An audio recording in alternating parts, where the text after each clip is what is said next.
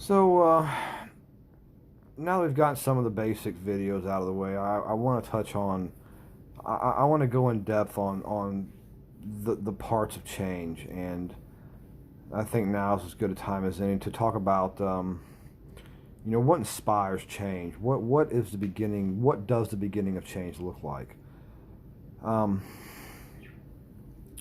I'm going to use a lot of analogies, a lot of references, because that's all I know. Is my own experiences. I don't have any degrees in psychology or doctorates or anything like that. This is just my story, my experiences. But I've talked to a lot of people who have wanted to change, who have changed. Some weren't able to change. I've watched people succeed and I've watched people fail. Um, the successes are great stories, and the failures are their failures. I mean, they're failures of epic proportions. Um,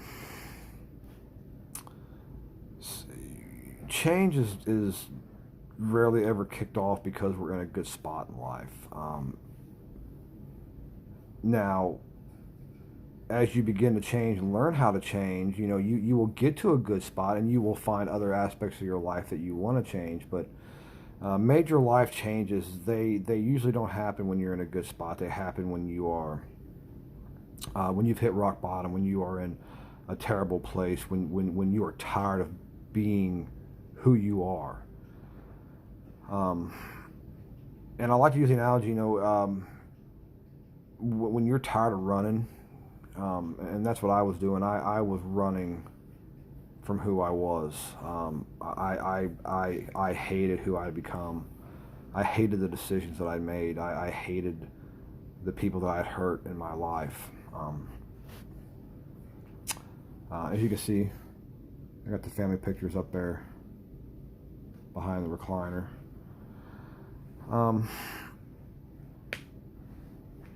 you know, I was talking to a really good friend of mine today, who was really having trouble understanding where she's at, having a hard time seeing the mistakes she's making, having a hard time just understanding where at in this process, which she's not barely even started the process. But that's neither here nor there. It's a long process. It's different for everybody.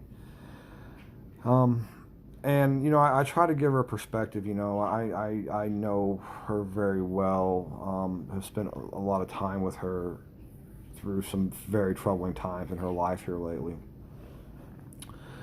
And it's very difficult for us as human beings to look at ourselves as imperfect. Now, it's easy to say, oh, yeah, I'm not perfect, but to actually look at your situation, to actually take a step back and look at yourself objectionably, that usually doesn't come till much later in the process. Um, so usually change is usually kicked off by somebody who's close to you, who has a conversation with you and says, hey, have you seen where you're at? Have you seen the decisions you're making? Have you seen where you're at? And a lot of times the reason we get to those low spots is we ignore the advice, we ignore the suggestions of those we're closest to, because we take those people for granted. We feel like those people will always be in our lives, so there's really no reason to change. And it's really not until those people start to abandon us because they don't want to be around toxic people who are addicted to chaos. And that is who I had become over the years. I had become very toxic, and I had become addicted to the chaos. Excuse me. So this friend of mine, she's very angry right now, and I was angry too when I first started this journey on change. I was just smoking mad all the time. Every little thing would set me off. I would argue with people just for the sake of arguing. No matter how great the idea was, no matter how right they were, I would find a reason to argue. I would find a reason to be hateful and spiteful. I would ignore the great suggestions. I would ignore the great advice.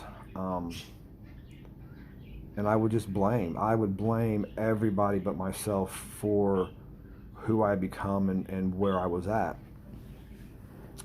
And that is an important flag to understand. That is an important flag to see. Because although there are people around us who have aided us in where we're at or who we've become, there are certain environments and certain situations that we have allowed ourselves to be complacent on that has gotten us where we are at. And when it comes right down to it, we are responsible for who we are. We are responsible for what we become. And to place blame, which I will get into to blame and fault and accountability and responsibility, not only that we have when we start to change, but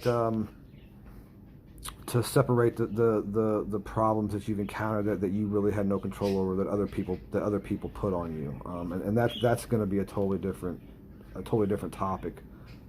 That process, that step comes later in the process. But to be able to recognize that hatred and that spitefulness and that anger, that's important to be able to see. So in the beginning, you're going to get that anger, you're going to get that hate, and really that anger is always pointed at the wrong person, and you really can't start to change until you learn to look in the mirror. And that was an analogy I used today when I was talking with her. And this analogy was about myself. I said, when I kicked off change, it was because somebody came to me and they said, I don't like who you've become. And we can't see that because we are, when we need to change, we are scared to death of the mirror. We are scared to death to look in the mirror and see who we are. And it is very difficult to see where we are at or where we're going from inside looking out. It usually takes somebody on the outside looking in. But accepting the fact of who you've become and who you are, and that you no longer want to be that person, that's really where change starts at. And the ability to look in the mirror and the ability to be mad at yourself, to be angry with yourself, to tear yourself apart, and to really take inventory in your life of where you're at, who you've become, the situations, environments you've allowed yourself to be a part of, the people you've allowed in your life. That really is where change will start at. And you will be depressed. It is an extremely depressing time in life when you actually stop running and you turn to face your demons and you actually see who you are. It is borderline devastating. It will be one of the lowest points in your life. But it's temporary. It's temporary. As you start to strip away the negative parts of your life and replace them with more positive traits and habits, that depression, that anger will start to subside, and you will be a happier person. But like I said in the other video, the first couple steps are the hardest. Those are the first couple of steps. And once you're successful a couple of times and you start to pick up on how it works, you have to admit to yourself and to those you've hurt, you know who you are, and you have to convince yourself, and not convince, you have to show yourself. I mean, you can talk to yourself all day long that you're never going back to that person, but you really have to convince yourself that you're done with that. And as you come out of the fog, as you start down a path in a more positive direction, confidence and self-worth builds. And you will hear me speak a lot about confidence and self-worth, because usually a lack of confidence and a lack of self-worth puts us in bad places in life. Not saying that confident people, because I'm a pretty confident person, and I found myself in a terrible place in life almost 5 years ago, maybe a little over 5 years ago. I just didn't like who I'd become. And once you get past, and a big part, which is going to be my next video, a big part of understanding that is getting rid of the noise in your life, allowing your brain to function at a level that it's supposed to function at. Allow it to process everything that's been happening. And once you get that momentum rolling, once you get those initial processes started, that's when you can dive into actually starting to forgive yourself. That's important, to forgive yourself for the things that you have done, to forgive others for what they have done to you. And not to forgive, for forgiveness is going to be another video, but not to forgive with expectation that you are going to be forgiven, because that's not what it's about. If you're changing, or if you're forgiving just to be forgiven, that's a terrible attitude and mindset to have. That's not what forgiveness is about. Forgiveness is not about